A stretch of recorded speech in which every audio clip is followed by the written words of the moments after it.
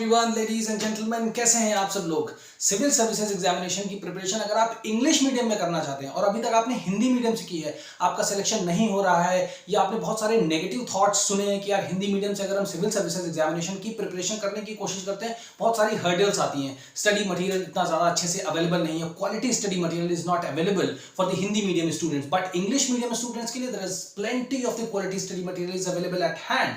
सो उनके सिलेक्शन होने के chances are much higher than the Hindi medium aspirants. This is an established fact. I am not saying that just because the data has been said. जो हमारा data है, जो भी हमारे results आ रहे हैं सिविल सर्विसेज एग्जामिनेशन के, उसमें हिंदी मीडियम के जितने भी सिलेक्टेड कैंडिडेट्स हैं उनका रेशियो और इंग्लिश मीडियम के सिलेक्टेड कैंडिडेट्स का रेशियो में जमीन आसमान का अंतर है, ठीक है ना। तो ये एक मेरी तरफ से एक एफर्ट है कि जितने भी हिंदी मीडियम के स्टूडेंट्स हैं अगर वो कोशिश करें, थोड़ी सी कोशिश करें, जहाँ मैं अपनी तरफ से आपको लगा रहा हूँ, एफर्ट लगा रहा हूँ कि आप कैसे भी कोशिश करके, आप थोड़ी सी मेहनत करके आप अपने हिंदी मीडियम को छोड़ करके आप इंग्लिश मीडियम में स्विच कर सकते हैं, ठीक है ना। इतना ज़्यादा डिफिकल्ट नहीं है। सबसे पहले जो कि अभी हमने फर्स्ट लेक्चर में कंप्लीट किया है वो हमारी 6th क्लास की एनसीईआरटी है, that is the our past हमारी 6th क्लास की सोशल साइंसेज की हिस्ट्री की एनसीईआरटी है, ठीक है ना। उसका ये सेकंड पैराग्राफ है। फर्स्ट पैराग्राफ को हम लोगों ने फर्स्ट लेक्चर में डिस्कस किया है विद ग्रामर के जितने भी इंपॉर्टेंट पार्ट्स हैं उनके साथ, ठीक है ना। तो अभी हम सबसे पहले सोचते हैं कि एनसीईआरटी की बुक ही क्यों पढ़ते हैं सभी लोग, ठीक है ना। सिविल सर्विसेज एग्जामिनेशन की जो भी बच्चे अभी स्टार्ट कर रहे हैं प्रिपरेशन, या जो लोग सोच रहे हैं, जिनको स्ट्रेटेजीज नहीं पता है, जिनको स्टडी मटेरियल नहीं पता है, तो उन्होंने एक बात सुनी होगी कि एनसीईआरटी की बुक हमें जरूर पढ़नी चाहिए। NCERT, why NCERT, why NCERT, why NCERT, what is there in the NCERT, why NCERT is so important, what is there in the NCERT book, क्यों एनसीईआरटी, एनसीईआरटी इज क्यों, ऐसा क्यों, आपको दिमाग में सोचना चाहिए। क्योंकि अगर आप हिस्ट्री की बुक लेने जाएंगे तो there are so many history books available in the market, you can go and pick up any one of the book and start reading and preparing for the civil service examination, और for that matter you can start preparing for any other examination. But why everybody suggests, every topper whosoever has made into the civil services and got a good rank or any other rank, right, they are suggesting that one should read the NCERT book. So before getting completely onto this particular topic, that why we should be reading history, तो history का मतलब भी हम जान लेते हैं और NCERT book हमें क्यों पढ़नी चाहिए ये बताते हैं। NCERT books are the जो है हमारी ऑथेंटिकेटेड बुक्स होती हैं। ऑथेंटिकेटेड होती है मतलब कि ये सर्वमान्य है। सर्वमान्य मतलब क्या है, सरकार इनको छपवाती है, ठीक है ना। तो ये उनका पब्लिकेशन है, ठीक है ना। तो उससे क्या होता है कि जैसे मान लीजिए कि मान लीजिए कोई एग्जांपल लेते हैं, एक सिंपल सा एग्जांपल लेते हैं। कोई मान लीजिए एक एग्जांपल मान लीजिए, सिंपल सा एग्जांपल है कि जैसे राजा दशरथ जो है ना, जैसे मान लीजिए पूछा जाए कि राम के पिता का नाम क्या था, ठीक है ना। What was the name of the father of the Ram, ठीक है ना। राम के पिताजी का नाम क्या था। अब अगर मान लीजिए 4 ऑप्शंस दिए हैं, एक में दशरथ दिया है और किसी में और 4 ऑप्शन दिए हैं, तो जो एनसीईआरटी की बुक्स है अगर उसमें लिखा है दशरथ, ठीक है, और किसी और बुक आपने पढ़ी है हिस्ट्री की, उसमें कोई और ऑप्शन दिया है जिसमें कि मतलब उनका ये नाम ही दशरथ ने दिया है, तो अगर आप उस बुक को पढ़ के गए हैं और वो ऑप्शन को लगाएंगे तो नहीं माना जाएगा। जो एनसीईआरटी में भी जो दिया हुआ है उसी को अल्टीमेटली माना जाता है। इसीलिए सब लोग से यही कहा जाता है कि आप एनसीईआरटी की बुक्स को रेफर करिए, ठीक है ना। तो एनसीईआरटी बुक्स को ये पढ़ने का सबसे अच्छा फायदा ये हो गया। दूसरा अभी हिस्ट्री पे आते हैं कि हिस्ट्री क्या होता है। जैसे हम हिस्ट्री सब्जेक्ट पढ़ते हैं, ठीक है ना, तो हमें लगता है हिस्ट्री मतलब इतिहास। नहीं, इतिहास नहीं, ट्रांसलेशन नहीं है ये मतलब यही से तो आपको अपनी थिंकिंग चेंज करनी है। आपको समझना है कि हिस्ट्री मतलब क्या। हिस्ट्री मतलब something that has been written, something that has been written. क्या रिटन है, जो कि हमारा, अब जैसे ये हमारी बुक है, सो ये रिटन है, ये क्या है, ये कुछ लिखा गया है। कि किसके बारे में लिखा गया है, हिस्ट्री के बारे में। हिस्ट्री मतलब जो बीत गया हमारा उसके बारे में कुछ लिखा गया। तो अगर आपसे कोई पूछे कि what is the meaning of the history, what do you think about history, what is history, so you should say something that has been written, जो भी कुछ लिखा जा चुका है। जैसे जो हमारी गीता है, ठीक है ना, तो जो हमारी गीता लिखी गई है, ठीक है ना, गीता है, रामायण है, ठीक है ना, जो एपिक्स हैं, गीता है, रामायण है, हमारे पुराण हैं, ठीक है ना, और अरण्यक्स हैं, उपनिषद हैं, वेदांत हैं, ठीक है ना। तो ये सारी चीजें लिखी गई हैं, ठीक है ना, तो ये सारी हिस्ट्री में आती हैं, ये हमारे हिस्टोरिकल सोर्सेज हैं, ठीक है ना। तो वैसे ही जो भी बुक हम ये अपनी पूरी पढ़ रहे हैं, तो आपको हमें ना इस हिसाब से समझना चाहिए कि हिस्ट्री मतलब सिर्फ ये नहीं कि इतिहास, ऐसे मतलब रूपांतरण करके नहीं पढ़ना, उसका फिगरेटिव मीनिंग हमें निकाल करके पढ़ना है, ठीक है ना। तो आप समझ गए होंगे कि हिस्ट्री का मतलब क्या होता है, ठीक है ना। तो ये हमारा सेकंड पैराग्राफ है। तो यहां से हम इस चीज को पढ़ना स्टार्ट करेंगे और मैं आपको कैसे पढ़ाऊंगा, ठीक है ना। ये हमारी 6th क्लास की एनसीईआरटी अवर पास्ट इसका नाम है। ये इसका फर्स्ट चैप्टर है, what, where, how and when, ठीक है ना। उसके बाद ये फर्स्ट हेडिंग है इसकी, ये इसकी सेकंड हेडिंग है। फर्स्ट वाली जो हेडिंग थी उसका जो पैराग्राफ था उसको we have already discuss in the first lecture, ठीक है ना। तो ये हमारा सेकंड वन है। सेकंड हमारा ये पूरा पैराग्राफ है, इस पैराग्राफ को हम समझेंगे। First I will let you know that how to read, ठीक है ना, कैसे आपको पढ़ना है, किस हिसाब से क्या स्पीड होनी चाहिए, किस वर्ड पे कितना इंप्रेशन करना है आपको, ठीक है ना, कितना आपको स्लोली जाना है, कहां पे फास्ट जाना है, किस वर्ड्स को मिला के पढ़ना है। I will be telling you how to read, you have to just copy it, okay. जब आपको कुछ नहीं आ रहा है स्टार्टिंग में, ठीक है ना, तो अच्छी बिगिनिंग तो आप जरूर कर सकते हैं, ठीक है ना, एक कोशिश तो आप जरूर कर सकते हैं अपनी तरफ से, ठीक है ना। तो I will be teaching you how to read this. उसके बाद इसका मैं आपको पूरा मतलब बताऊंगा, पूरा मीनिंग बताऊंगा, अर्थ बताऊंगा कि क्या इसका मीनिंग है, ठीक है ना। फिर उसके बाद जब आप अपनी बुक को सामने खोल करके इस वीडियो के साथ जब उसको देखेंगे तो you be able to understand completely, आपका और कॉन्फिडेंस बढ़ेगा। आप नेक्स्ट पेज भी पढ़ोगे, नेक्स्ट पेज पढ़ोगे, इससे एक चैप्टर कंप्लीट करोगे, एक बुक, और एक बुक अगर आपने कंप्लीट कर ली जिस तरीके से मैं पढ़ा रहा हूं, तो आप इंग्लिश मीडियम की प्रिपरेशन डेफिनेटली कर लेंगे। इंग्लिश मीडियम में आप सिविल सर्विसेज की प्रिपरेशन, ठीक है ना। तो इसका मीनिंग बताऊंगा मैं, मीनिंग बताने के बाद जो भी ग्रामेटिकल चीजें इसके साथ रिलेटेड है, ठीक है ना, वो सारी चीजों को वन बाय वन करके जो इंपॉर्टेंट है और जितनी नेसेसरी है, जो जरूरी भी है और महत्वपूर्ण भी है, वो सारी चीजों को उसके बाद में डिस्कस किया जाएगा। फिर उसके बाद आपकी जिम्मेदारी ये होगी कि आपको इसको लिखना होगा in the form of the answer. जैसे ये हमारा क्वेश्चन हो जाएगा, तो इसके अंदर जितना भी मटेरियल आएगा, तो आपको जो भी याद रहे, जो भी वर्ड्स हैं, वोकैबुलरीज हैं, आप उनको याद करें। आप अपने माइंड को सोचें, आप याद करें कि इस पर्टिकुलर जो यही क्वेश्चन है, इसका आंसर क्या हो सकता है।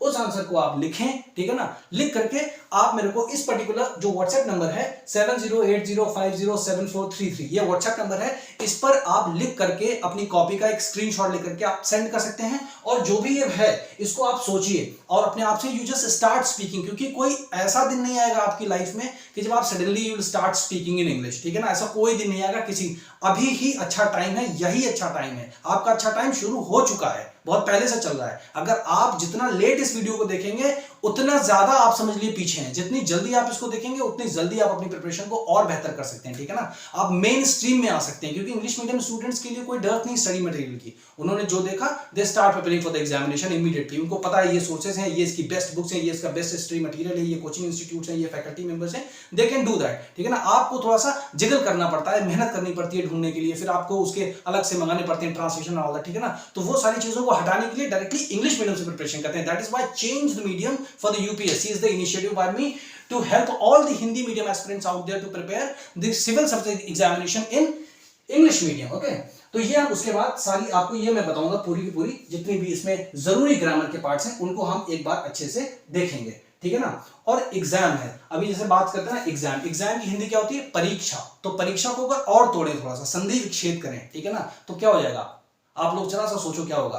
पर इच्छा मतलब दूसरे की इच्छा, मतलब ये दूसरे की इच्छा पर है, ठीक है ना। तो आप अपनी प्रिपरेशन को इतना अच्छा करें कि दूसरे की जो अपेक्षाएं उन पर खरा उतर सकें आप, ठीक है ना। आप ये ना सोचें कि नहीं जो है इसमें तो सीसेट है, सीसेट में तो आरसी आता है, रीडिंग कॉम्प्रिहेंशन आता है, तो हम गवर्नमेंट के सामने जाके आंदोलन करेंगे कि हटा दिए। ये छोटी छोटी चीजें हैं, ये कोई बहुत बड़ा मुद्दा नहीं देश का। आप खुद सोचिए, आपका भविष्य केवल आपके हाथ में है और आप ही इसको बचा सकते हैं। आप इतना पैसा खर्च कर रहे हैं, इतना वक्त लगा रहे हैं, इतनी एनर्जी आप अपनी लगा रहे हैं, सब कुछ छोड़ करके आप कितना सेक्रीफाइस कर रहे हैं, और फिर आप क्या करते हैं, आंदोलन पे बैठ जाते हैं। एग्जाम लेना मत बताइए आप किसी को भी, एग्जाम उनको लेने दीजिए, चाहे यूपीएससी एग्जाम ले रहा हो या यूपी पीसीएस ले रहा हो, जो एग्जाम ले रहे हैं लेने दीजिए, ठीक है ना। उनको ये मत बताइए कि ऐसा पेपर बनाइए हमारे लिए। आपको बस इंग्लिश ही तो सीखनी है, आप लोग फिजिक्स पढ़ सकते हो, मैथमेटिक्स पढ़ सकते हो, सारे सब्जेक्ट आप पढ़ सकते हो, सब सारे चीज में आप आगे आ सकते हो, बस आप इंग्लिश नहीं बोल सकते। जबकि आप इसको इजीली आइडेंटिफाई कर सकते हो। जितने भी हिंदी मीडियम एस्पिरेंट्स इसको देख रहे हैं, कोई बंदा या बंदी ये कह दे कि ये मतलब इंग्लिश में नहीं लिखा है, ये हिंदी में लिखा है, या ये किसी अदर लैंग्वेज में लिखा है, हिब्रू में लिखा, चाइनीज में लिखा, जापानीज में लिखा, जर्मन में लिखा, फ्रेंच में लिखा, नहीं लिखा ना। तो जब इतना सब कुछ आप समझ सकते हो और आपको हेल्प मिल रही है, सामने से कोई है पढ़ाने वाला, आपको आपकी उंगली पकड़ के ले चलने वाला है, कि आपको लाइन बाय लाइन बताएंगे, पैराग्राफ बाय पैराग्राफ बताएंगे, चैप्टर बाय चैप्टर बताएंगे, फिर आपको आपकी 6 क्लास की एनसीईआरटी कंप्लीट कराएंगे, फिर आगे की कंप्लीट कराएंगे। इस हिसाब से क्यों नहीं कर सकते। एक बुक अगर किसी ने भी अच्छे से पढ़ ली तो उसका सिलेक्शन होने के जितने भी चांसेस हैं वो बहुत ज्यादा हो जाएंगे, ठीक है ना। तो चलिए शुरू करते हैं। तो सबसे पहले क्या है कि ये हमारे चैप्टर का नाम है, सबको पता है, what, where, how and when. इसका मतलब क्या, और वेयर का मतलब आप सोच सकते हैं, ठीक है ना। हाउ का मतलब भी आपको पता है, और व्हेन का मतलब। तो ये छोटे छोटे जितने भी वर्ड्स हैं ना, इनको आप याद करिए। सारे के सारे ये हमारे क्या है, क्वेश्चन वर्ड्स हैं, क्वेश्चन वर्ड्स हैं, ठीक है ना। ये सारे क्वेश्चन वर्ड्स हैं। अब यहाँ पे ये आती है हमारी फर्स्ट हेडिंग आती है, ठीक है ना। वेयर डिड पीपल लिव, लोग कहां रहे, लोग कहां रहे, इसका मतलब ये होगा लोग कहां रहे। अब ये जो डिड को इनसर्कल किया है ना, ये एक हेल्पिंग वर्ब है, ये एक हेल्पिंग वर्ब है। हेल्पिंग वर्ब कैसे होती है, डू डिड और डन, ठीक है ना। ये एक समझ लीजिए वर्ब होती है, जैसे ईट होता है ना, तो ईट, एट, ईटन होता है ना, खाया, खाया, खाना, ऐसा होता है ना। तो वैसे ही डू, डिड और डन होता है। तो यहाँ पे डिड है, ये क्या बताता है, ये पास्ट टेंस को बताता है, पास्ट में, मतलब कुछ पीछे घटना कुछ हुई है, कोई घटना पीछे हुई है, ठीक है ना। तो यहाँ पे कौन सी घटना हुई है, लिव मतलब रहना, रहना यहाँ पे क्या है, ये वर्ब है, वर्ब मतलब कोई, ये मतलब कोई लोग रहे हैं पीछे, तो उसके बारे में बात की जा रही है।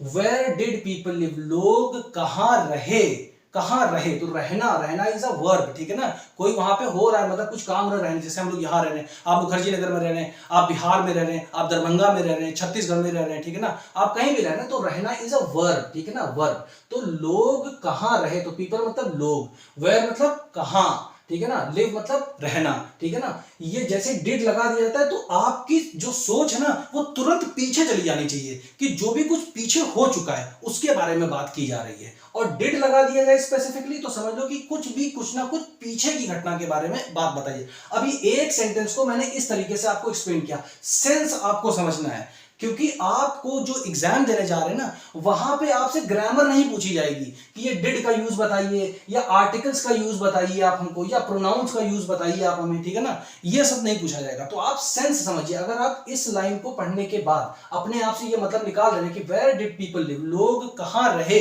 तो आपको समझ में आ जाएगा इसलिए, अच्छा ठीक है, लोग कहां रहे। अब देखिए उसी का आंसर नेक्स्ट पैराग्राफ में, उसी का आंसर जो है सेटिंग के बाद इसमें दिया रहा है, find the river Narmada on the map, ठीक है ना, find the river Narmada on the map 1, ठीक है ना, आपके पेज 2 में उसमें दिखा है, ठीक है ना। People have lived along the banks of this river, people have lived along the banks of this river, ठीक है ना। तो अभी हम एक बार इसको सबसे पहले मीनिंग बताते हैं, फिर इसके जो भी हमारे ग्रामर के जो भी नेसेसरी पॉइंट्स हैं उनको we will start discussing one by one, okay. So यहां पर वेयर डिड पीपल लिव, लोग कहां रहे, ठीक है ना। Find the river Narmada on map, ठीक है ना। जो रिवर नर्मदा है, नर्मदा जो हमारी नदी है, रिवर, अब आपको ना थोड़ी थोड़ी चेंजेस करने हैं, जैसे रिवर है तो आपको रिवर ही बोलना है, आपको नदी नहीं बोलना है, ठीक है ना। तो find the river Narmada on map 1, तो आपको, आप इसमें ढूंढिए, फाइंड मतलब खोजना, ढूंढना, ठीक है ना। Find the river Narmada on map, तो मैप में आप नर्मदा रिवर को ढूंढिए, खोजिए, देखिए, मार्क उसको करिए, ये सारे मीनिंग होते हैं फाइंड के, ठीक है ना। यही तो, क्योंकि आपको इसका वर्ड बाय वर्ड मीनिंग नहीं डालना, आपको फिगरेटिव मीनिंग आपको निकालना है कि हाँ इसका सेंस क्या बन रहा है, ठीक है ना। तो find the river Narmada on map, ठीक है ना। फिर यहां पे है कि जितने लोग यहां पे रह चुके हैं, people have lived along the banks of this river, so people have lived, have है यहां पर, ठीक है ना। इसका मतलब ये बताया जा रहा है कि जो काम, कोई घटना हो चुकी है, यहां पर भी कोई घटना हो चुकी, क्योंकि टेंस हमें क्या बताता है कि कोई काम किसी समय में हो चुका है, तो वो समय कौन सा है, वो समय रखिए यहां पर, आराम से बता रहे हैं आपको, फॉर सेवरल 100,000 years, ठीक है ना।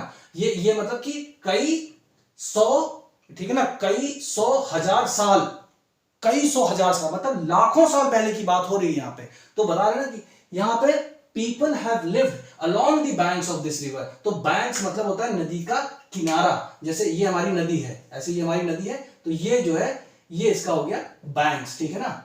अब इसको आप ऐसे बोलेंगे, बैंक्स ही बोलेंगे, तो एस लगा दिया, ठीक है ना। एक होता तो बैंक होता, ठीक है ना, एक होता तो बैंक होता, दो हो गए तो बैंक्स हो गया, एस लगा दिया तो क्या हो गया, प्लूरल हो गया। अभी जहां पर भी एस या एस लगे प्लूरल, ठीक है ना, मतलब एक से अधिक चीजों की बात की जा रही है। तो यहां पर people have lived along the banks of this river, तो ये जो नर्मदा रिवर है ना, इसके जो ये दोनों तरफ के जो है ना, यहाँ के ये बैंक और ये बैंक, ये किनारा, इस किनारे पर लोग, अब मतलब एकदम यहीं पर नहीं, किनारे पर मतलब आसपास इसके, ठीक है ना, ये फिगरेटिव मीनिंग है। ऐसे ही आपको समझना कि people have lived along the banks of this river for several 100,000 years, कई लाखों साल तक लोग जो है इस बैंक, मतलब ये नदी जो नर्मदा नदी है, इसके आसपास के इलाकों में रह चुके हैं। पीपल हैव लिव्ड, रह चुके हैं, लोग रह चुके हैं, यहां से यहां तक मतलब है लोग रह चुके हैं, ठीक है, ये हो गया। अब आते हैं सम ऑफ द अर्लीस्ट पीपल, जो अर्लीस्ट, एक होता है मतलब हमारा अर्ली, कि wake up early in the morning, जल्दी उठो, wake up earliest in the morning मतलब 2 ही बजे उठ जाओ, 12 बजे ही उठ जाओ, जैसे 12:01 हो मॉर्निंग होती ना, अर्लीस्ट मॉर्निंग हो गई वो, है ना, कि 12:01 अर्लीस्ट मॉर्निंग हो गई, ठीक है ना, रात में। तो अर्लीस्ट यहां पर बताया गया, अर्लीस्ट मतलब जो सबसे पहले, क्या बता रहे हैं, सेवरल 100,000 years, मतलब सेवरल, कई लाख साल पहले जो हैं वो लोग, उन लोगों की बात बताई जा रही है। सम ऑफ द अर्लीस्ट पीपल, जो मतलब इतने लाखों साल पहले वाले लोगों की बात हो रही है, who, some of the earliest people who lived here, some of the earliest people who lived here, ये जो यहाँ के बैंक्स की बात की जा रही है, इन्हीं बैंक्स पे जो रहे हैं ना, some of the earliest people who lived here were skilled gatherers. Skilled gatherer कौन थे? देखिए इसकी सामने ही ये पूरी परिभाषा दी कि स्किल्ड गैदरर्स होता क्या है। अब आपको ये देखें कि अच्छा ये लोग मतलब इसको स्किल मतलब क्या होता है? कुशलता होती है किसी चीज में, हमें मतलब जो है अच्छे से वो हासिल हो जाए, महारत हासिल हो जाए, ठीक है ना। तो स्किल्ड गैदरर्स, तो स्किल्ड गैदरर्स हो गए। अब स्किल्ड गैदरर्स कौन से थे? यहाँ पे दैट इज मतलब जो वो लोग हैं, ठीक है ना। आप एक बार फिर से देखिए, some of the earliest people who lived here were skilled gatherer, ठीक है ना। जो लोग यहाँ पर रहे, जो थोड़े लोग मतलब जैसे यहाँ पे मान लिया 100 लोग थे तो 60-70 लोगों के बारे में बताया जा रहा है कि some of the earliest people who lived here were skilled gatherer, कुछ लोग skilled gatherer थे।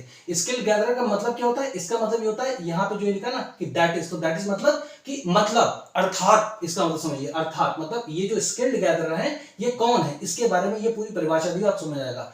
स्किल्ड गैदर मतलब people who gathered their food, लोग, वो ऐसे लोग जो अपना खाना इकट्ठा करते थे। अब खाना कौन सा हुआ करता होगा उस समय? आज के टाइम का तो जैसे दाल रोटी चावल सब्जी मटर पनीर चना पनीर ऐसे तो होता नहीं रहा होगा, ठीक है ना। तो वो कौन सा फूड रहा होगा? सो दे न्यू मतलब यही जो लोग है ना, some of the skilled gatherers और द अर्लीस्ट पीपल, इन्हीं के बारे में बात की जा रही है। और जो पीपल यहाँ पे रह चुके हैं ये इन्हीं लोगों की बात की जा रही है। इस पर्टिकुलर जो है पूरे पैराग्राफ में बताया जा रहा है कि दे न्यू हो गया हमारा, नो का पास्ट फॉर्म हो गया, जानते थे मतलब वो मतलब बहुत पहले से जानते थे ना। दे knew about the vast wealth of the plants, vast wealth, ये वास्ट मतलब बहुत ज्यादा मतलब बहुत ज्यादा मात्रा में यहाँ पर बात की जा रही है, बहुत ज्यादा मात्रा में, ठीक है ना।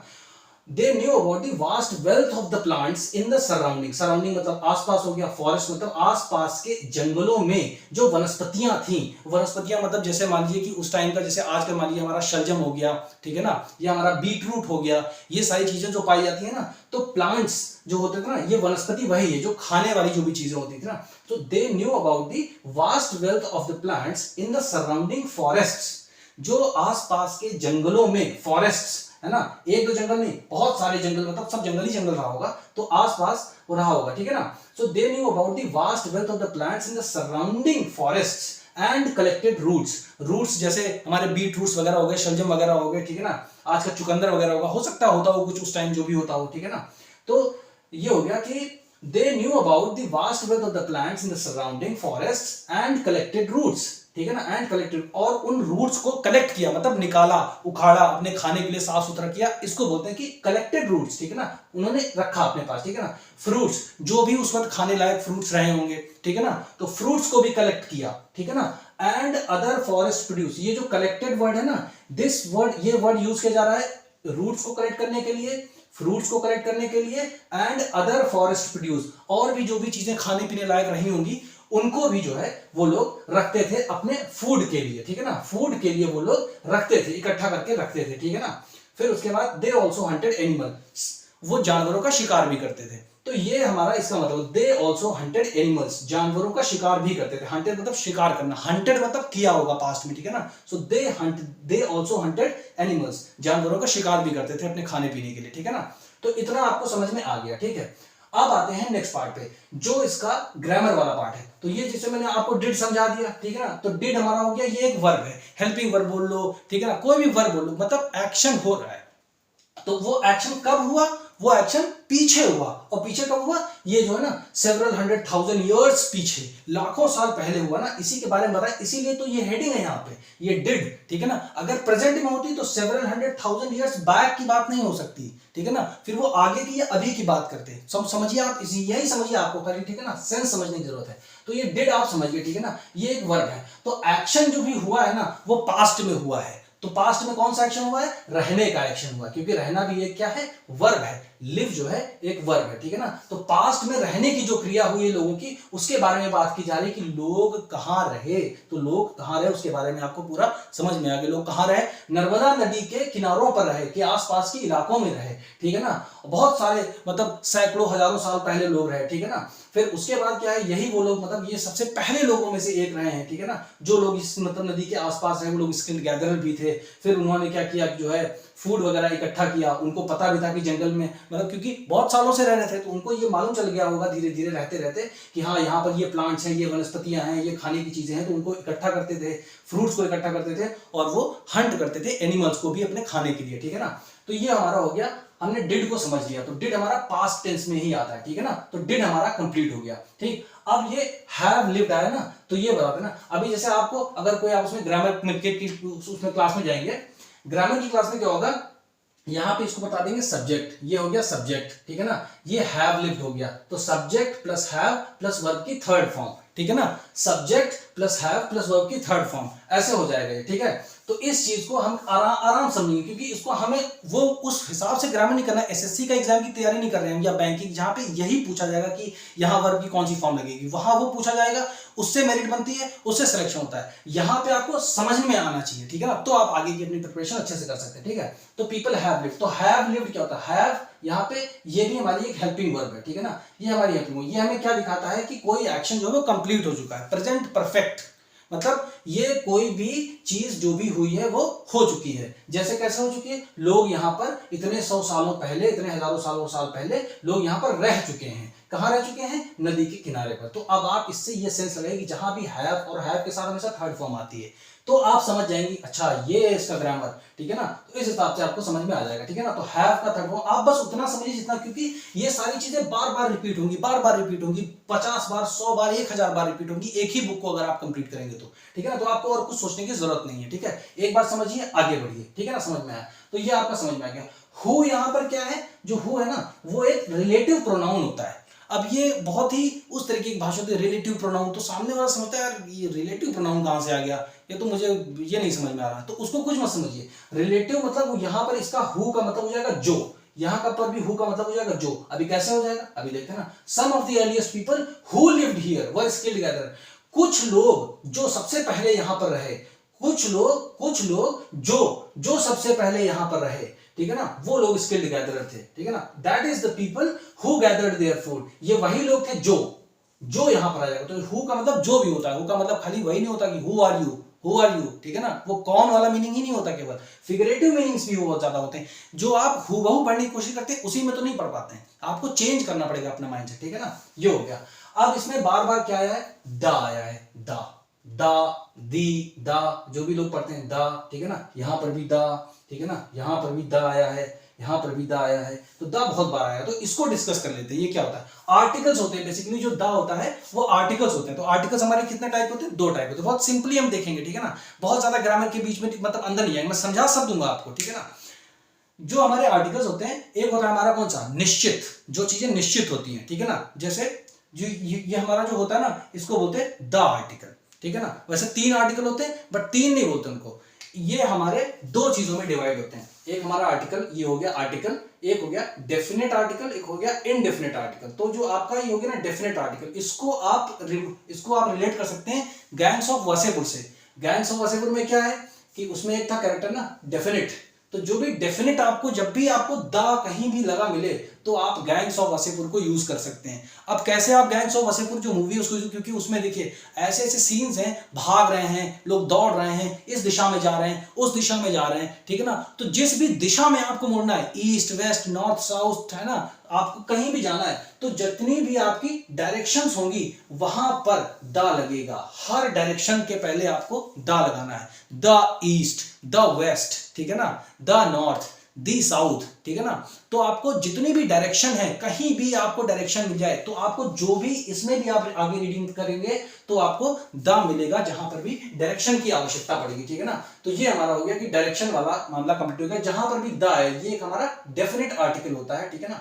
तो इसमें हम लगाते हैं द, ठीक है ना। ईस्ट वेस्ट नॉर्थ साउथ सबसे पहले लग जाएगा द, ठीक है ना, दी या द, अलग अलग, मतलब ये डिपेंड करता है कि कैसे आप सेंटेंस पढ़ रहे हैं। तो वहां पे ये दी पढ़ा जाता है, कभी कभी दा पढ़ा जाता है, तो सेंटेंसेस के थोड़े बहुत आगे पीछे होते रहते हैं इसका प्रोनाउंसिएशन, ठीक है ना। बस ये होता है। और ये हमेशा कहां लगता है, जो हमारा ये ना द आर्टिकल जो है, ठीक है ना। ये द हमेशा यूनिक चीजों पर, फेमस चीजों पर, जो रिनाउंड चीजें होती हैं उन्हीं चीजों पर लगता है। नेचुरल जो चीजें होती है बेसिक, जैसे रिवर हो गया, ठीक है ना, माउंटेन्स हो गए हमारे, प्लेट्यूज हो गए हमारे, सी हो गए, ओशंस हो गए, ठीक है ना। तो ये सारी चीजें नेचुरल चीजें हैं, यूनिक चीजें, क्योंकि आप अगर देखिए हमारा जो अर्थ है दी अर्थ हो जाएगा, ठीक है ना, दी अर्थ, दी सोलर सिस्टम, दी आपका जो भी है यहां पे दी हो जाएगा सन, द मून, द अर्थ, ठीक है ना, दी सोलर सिस्टम, जितनी भी सेलेस्टियल बॉडीज हैं, ठीक है ना, जितना भी अंतरिक्ष में जो भी सारी चीजें पाई, क्योंकि ये सब लिमिटेड जो है उसमें ना संख्या में, तो इस हिसाब से आपको ये चीजें समझ में आ जाएंगी। जहां पर भी आपको सोलर सिस्टम की बात करी जा रही हो, सन की बात की जा रही हो, मून की बात की जा रही हो, इन सब जगह पर आपको क्या लगेगा,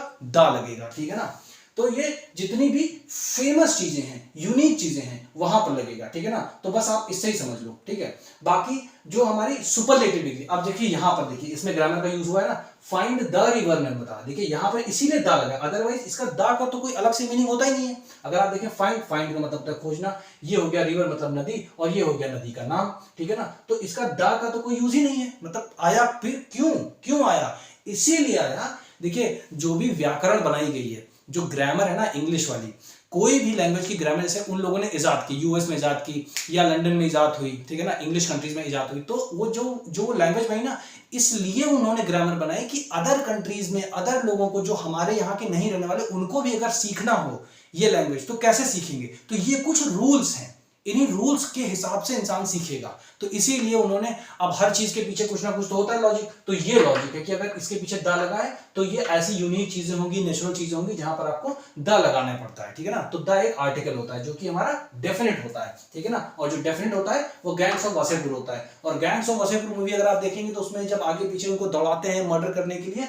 तो इधर उधर की डायरेक्शंस में भागते हैं, east direction, west direction, south में, किधर भी जाते हैं, तो जहां भी डायरेक्शन आए वहां पर आपको द लगा देना है। या अगर आपको कहीं भी किसी भी डायरेक्शन के पहले दा मिले तो आप समझ जाना ये हमारा कौन सा है, डेफिनेट आर्टिकल है, ठीक है ना। ये हो गया। सुपरलेटिव डिग्री हम लगाते हैं, सुपरलेटिव डिग्री का देखिए यहां पर आया है, सुपरलेटिव डिग्री में अर्लीस्ट पीपल है ना, ये अर्लीस्ट है। अभी जैसे मैंने आपको बताया था ना कि I wake up early in the morning, तो अर्ली वेकअप मॉर्निंग हो गया कि मान लीजिए 4 o'clock उठ गए, है ना, 6 o'clock उठ गया, अर्ली माना जाता है मॉर्निंग में आजकल के टाइम में, है ना। अर्लीस्ट इन द मॉर्निंग 12:01 पर ही उठ गए, तुरंत 12:01, अर्लीस्ट मॉर्निंग, तो वही है, ये मतलब सबसे पहले वाले लोगों की बात बता रहे हैं। तो सुपरलेटिव डिग्री मतलब किसी भी चीज में सबसे उच्चतम जो किसी चीज की सीमा हो सकती है उसके बारे में बात की जा रही है। तो अर्लीस्ट, तो जहां पर भी कोई सबसे ऊंची बात बताई जा रही है, किसी भी चीज में शिखर पर पहुंच गया हो कोई, जैसे किसी की आईएएस में फर्स्ट रैंक आ गई तो he is the best candidate, आप मतलब उनको बोल सकते हैं कि 1000 लोग सेलेक्ट हुए, among 1000 students he is the best one, the best one, the best. तो आप लगाया ना, जो आपने बेस्ट लगाया ना कि सुपरलेटिव डिग्री, तो उससे पहले आपको लग जाएगा, ठीक है ना, यहां पर दा, ठीक है ना। तो सुपरलेटिव डिग्रीज में भी आपको दा लगता है, ठीक है ना।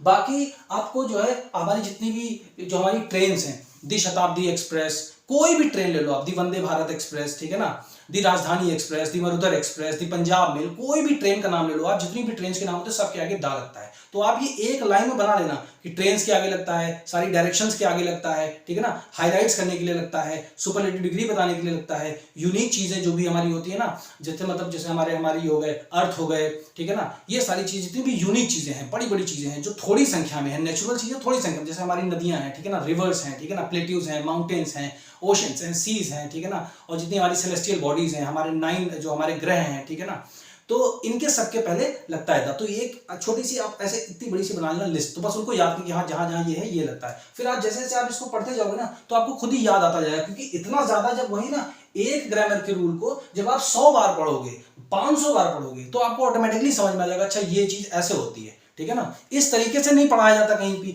इसीलिए हिंदी मीडियम स्टूडेंट वाले वो जितने भी होते हैं बच्चे, वो सारे के सारे हिंदी मीडियम में ही करते रहते हैं। उनको उनके अंदर होती, मैंने ये भी सुना, एक लड़का गया था, उसने जो कोचिंग इंस्टीट्यूट में एडमिशन लिया इंग्लिश मीडियम में, तो उसको कुछ समझ में नहीं आया, क्योंकि वहां पर तो वो मान के बैठते हैं ना कि आप तो इंग्लिश आती होगी, है ना। तो ये बात थी। चलिए इधर आते हैं, ठीक है ना। तो ये हमारा हो गया, ठीक है ना। उसके बाद जितने भी हमारे ग्रंथ होते हैं ना, जैसे हमारा द रामचरितमानस हो गया, द गीता हो गया, द रामायण हो गया, ठीक है ना, जो हमारा द बाइबल हो गया, तो जितनी भी हमारी आप समझो ना कागज से जितनी भी बनी हुई चीजें हैं, जो कागज से बनी हुई कापी किताब, जो भी ग्रंथ हैं, दि पुराणास हैं, दि वेदांत हैं, दि उपनिषद हैं, दि आरण्यकास हैं, दि रामायण है ना, तो इनके सबके पहले भी दा लगता है, ठीक है ना। तो ये हमारा कौन सा हो गया, डेफिनेट आर्टिकल हो गया, ठीक है ना। तो ये चीज को हम पूरी तरीके से अच्छे से समझ चुके हैं, ठीक है, कोई डाउट नहीं है, आपको इसके साथ भी सब कुछ इसमें पूरा बता दिया गया। अब एक और बात आता है कि द जैसे यहाँ पे लगा है, तो ये जैसे यहाँ पे सराउंडिंग लगा हुआ है, तो सराउंडिंग जो वर्ड है, ये सराउंडिंग वर्ड ना तो कोई यूनिक चीज है, ना ये तो कोई मतलब हमारी इधर उधर की डायरेक्शंस है, ठीक है ना ही कोई ये डायरेक्शन है, ना ही ये कोई रिनाउंड या यूनिक या फेमस चीज है, ठीक है ना ही ये कोई सुपरलेटिव डिग्री है, क्योंकि ये कोई वर्ड तो है नहीं जिसकी सुपरलेटिव डिग्री हम कोई मतलब बता दें, ठीक है ना। तो ना ही ये किसी ट्रेन का नाम है, ना ही किसी डायरेक्शन का नाम है, ना ही ये कोई सोलर सिस्टम की चीजों का नाम है। ये वहां भी लगता है जैसे अगर कहीं दा लगा है, अब आपको समझ में नहीं आ रहा कि यहाँ तो ये सारे रूल्स फॉलो नहीं कर रहे हैं, तो इसको हाईलाइट करने के लिए, मतलब से किसी चीज को, जैसे मेरा ये हाथ है तो मैं यहाँ पे हल्का सा ब्लेड से कट कर दूं तो ब्लीडिंग होने लगे, तो क्या है, ये पार्ट आपको ज्यादा दिखेगा, सबसे पहले ये दिखेगा, अरे यहाँ पे ब्लीडिंग हो रही है, हाथ तो पूरा है ये, बट यहाँ ब्लीडिंग हो रही है, ठीक है ना। तो उसीलिए यहाँ पे ये बताया गया कि surrounding forest, plants in the surrounding forest, जो हमारी ये फॉरेस्ट है ना, फॉरेस्ट के आसपास के लिए, फॉरेस्ट के आसपास, जैसे ये जंगल है तो जंगल के आसपास, मतलब ये नहीं कि जंगल को पूरा क्रॉस कर गए, फिर 2-3 नदी क्रॉस कर गए फिर वहां पे मिली, तो वो नहीं, ये दिखा रहे हैं कि जंगल के सराउंडिंग में, तो सराउंडिंग जो है वो जंगल के आसपास की चीजों के बारे में बताया जा रहा है, ठीक है ना। तो जो जंगल के आसपास की जितनी भी चीजें हैं, इसलिए हाईलाइट करने के लिए, ठीक है ना, एम्फेसिस देने के लिए यहाँ पे जो है लगाया गया है आपका द आर्टिकल, ठीक है ना। I hope you understand this, ठीक है ना।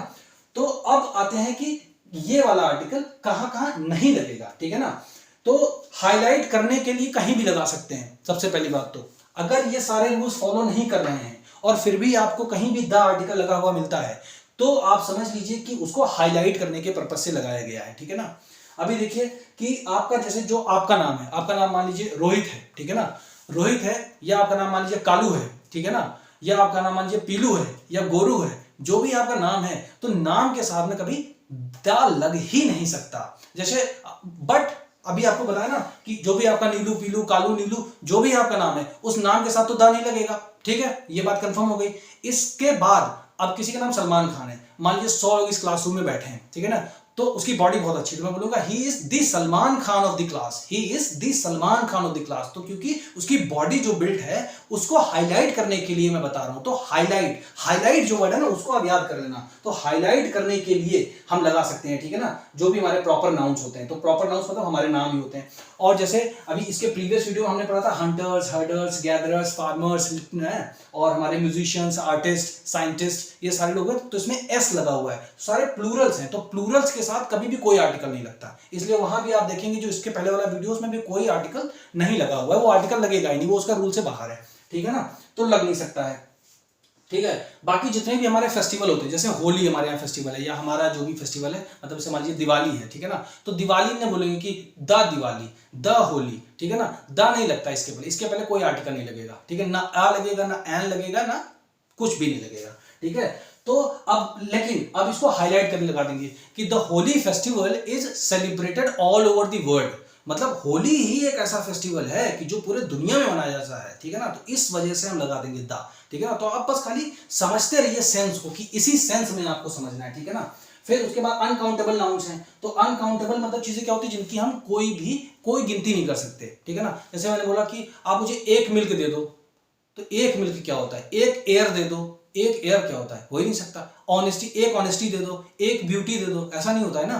तो इसलिए जितनी भी ये सारी चीजें अनकाउंटेबल हैं, ठीक है ना, जिनको नहीं गिन सकते, उनके साथ भी कोई आर्टिकल नहीं लगता है, ठीक है ना।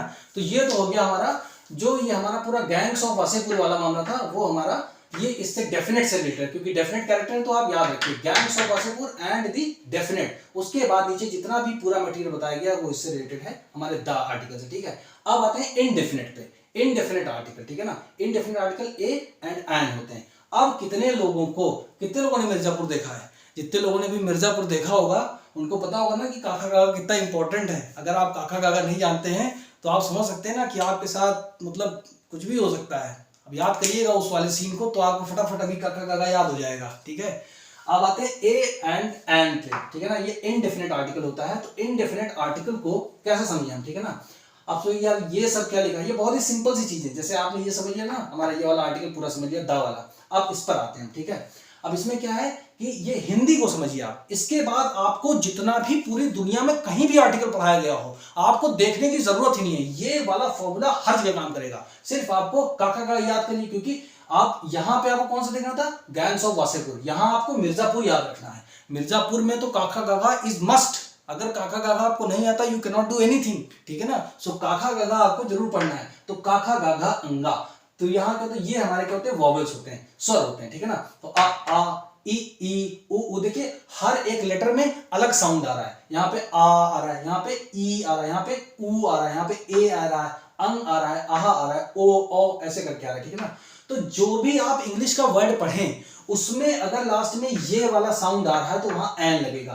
फॉर एग्जाम्पल, अब एग्जाम्पल ले लेते हैं कुछ ना। Let us take some of the examples to understand that if this particular sound are coming from any particular word that you are reading, so which particular article you have to put just before that word, alright. यही मैं हिंदी में बोलता हूँ कि आइए देखते हैं कुछ एग्जाम्पल्स को देखते हैं। जैसे कि जो ये उच्चारण से, जैसे हमारा हो गया IAS, ठीक है ना। तो IAS में क्या हो गया, IAS ना, देखिए IAS, तो जो फर्स्ट जो हमारा आ रहा है वो आ रहा है, आ रहा है, ठीक है ना। तो IAS IPS IFS ये हो गया, ठीक है ना। अब जैसे ई है, ई से क्या होगा, इंटेलिजेंट, इंपॉर्टेंट, इंस्पेक्टर, तो आप बोलेंगे he is an intelligent person, he is an inspector, it is an important work, ठीक है ना। तो ऐसे आप लगाएंगे, ठीक है ना। आप बोलेंगे he is an IAS officer, she is an IAS officer, she is an IPS officer, ठीक है ना। एन लगाएंगे आप वहां पे, ठीक है ना।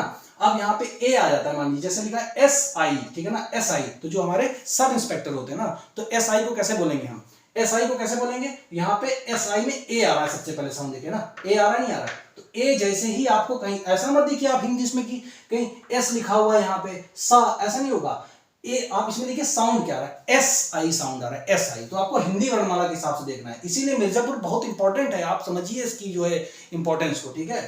तो यहाँ पे SI है तो बोलेंगे ही इज एन SI, ठीक है ना, ही इज एन SI, ठीक है ना। फिर MBBS, तो MBBS में देखिए लिखा M है लेकिन आ रहा है ए, MBBS, तो he is an MBBS doctor, ठीक है ना। अब O ले लेते हैं, मैंने सारे के सारे जितने भी, जैसे कि आपको अच्छे से समझना है, हर लेटर के साउंड को प्रोड्यूस करके मैंने एक वर्ड बना दिया जिससे कि आप समझ सके, ठीक है ना। जैसे बोलते हैं कि ओपन ग्राउंड है, मतलब ये एक ओपन ग्राउंड, तो बोलेंगे it is an open ground, ये एक खुला मैदान है, it is an open ground, है ना। कि सिविल सर्विसेज एग्जामिनेशन को प्रिपेयर करना is like an open ground, ठीक है ना, ओपन ग्राउंड, खुला मैदान है। तो ये हो गया हमारा, यहाँ पे एन लगेगा। बस खाली ये जो लाइन है ये आप याद कर लीजिए, ठीक है। तो इसमें ये जितने भी साउंड्स निकलेंगे इनके साथ जो भी वर्ड है उनका जो फर्स्ट जो आपका साउंड आएगा उसके साथ आपको एन लगा देना है बस। अब बचता है आ, उसके बाद आप मिर्जापुर को याद कर लीजिए, और जो भी गुड्डू पंडित बोलते हैं, ठीक है ना, कि आप काका गागा जो उनसे पूछा जाता है ना, काका गागा अंगा। अब इसमें देखिए आ ई उ ए ऐ ओ, तो इसमें अलग अलग, इसमें देखिए हर जो भी आप इसको रीड करेंगे पूरा, इसमें सब में आ निकल के आएगा, का खा गा घा अंगा आ, सब में लास्ट में आ रहा है। चा छा जा झा इया, चा छा जा झा इया, तो सब में इया आ, लास्ट में आ रहा है, ठीक है ना। फिर टा ठा डा ढा अणा, ठीक है ना, सब में आ रहा है। ता था दा धा ना, सब के में अब आपके आ साउंड ही निकल के आएगा। फिर छात्र ज्ञान तक आता है पूरा, ठीक है, ये आप समझ गए। अब इसका एग्जांपल ले लेते हैं, जैसे कि यूनिवर्सिटी है, ठीक है ना। अगर आप मान लीजिए यूनिवर्सिटी लिखा है तो कैसे लिखाएंगे, तो यूनिवर्सिटी मतलब या देखिए आप, या यू मत देखिए आप, ठीक है ना, कि इंग्लिश वाला यू मत देखिए, हिंदी से आप देखिए बस जो साउंड निकल जाए। हमारा है यूनिवर्सिटी, तो यूनिवर्सिटी में सबसे पहले क्या है, या में यू की मात्रा लगी ना, तो या, तो यूनिवर्सिटी तो हो जाएगा a university, I am studying in a university, मैं यूनिवर्सिटी में पढ़ रहा हूं, ठीक है ना। बिजनेसमैन, जैसे ये हो गया बा, ठीक है ना। तो बा, ये मैंने कुछ एग्जांपल लिए, बाकी आप अपने आप से एक एक करके एग्जांपल जरूर बनाइए इसको, तो बहुत अच्छी आपकी पकड़ हो जाएगी, ठीक है ना। तो आपका हो जाएगा बिजनेसमैन, जैसे बा हो गया ना, तो बा में ई की मात्रा लगाएंगे तो बिजनेसमैन ना। तो ये मेन वर्ड हमारा कौन सा है, जो मेन हमारा लेटर है वो है बा, तो बा से हमारा बिजनेसमैन। जैसे ये हमारा टा हो गया, तो टा से क्या हो गया, teacher, he is a teacher, ठीक है ना। ऐसे स्टूडेंट, सा है ना, स्टूडेंट में सा, तो ही इज अ स्टूडेंट, ठीक है ना। ऐसे करके आप इन सारी चीजों को समझ सकते हैं। तो मुझे लगता है कि अब इस चीज को, इस पर्टिकुलर जो ये छोटा सा पैराग्राफ है, इसको समझने के लिए आपने इतनी सारी चीजें समझनी है। अब ये पूरा ग्रामर का ये जितना पोर्शन है ये आपका अच्छे से कवर हो गया। अब आप जब भी कुछ इसको पढ़ेंगे, आगे वाले पैराग्राफ में बहुत सारा यूज आएगा इन सारी चीजों का, तो आपको अब ये दोबारा नहीं पढ़ना पड़ेगा, एक बार पढ़ लिया फिनिश। अब जितनी भी बुक्स में जहां जहां भी पढ़ेंगे, कोई भी बुक्स में पढ़ेंगे, जो भी आएगा you will be able to understand, ठीक है ना। तो आई होप अगर आपने यहाँ तक इस वीडियो को देखा है तो आपको जरूर कुछ ना कुछ हेल्प मिली होगी। और जो भी हिंदी मीडियम के एस्पिरेंट्स हैं और अगर आप उनको जानते हैं तो please share this video to them so that उनको भी इस चीज की हेल्प मिल सके और वो भी मेन स्ट्रीम में आकर के सिविल सर्विसेज की इंग्लिश मीडियम में प्रिपरेशन स्टार्ट कर सकें और अपना सिलेक्शन ले सकें। ठीक है ना। So thank you so much everybody for watching this video. Thank you.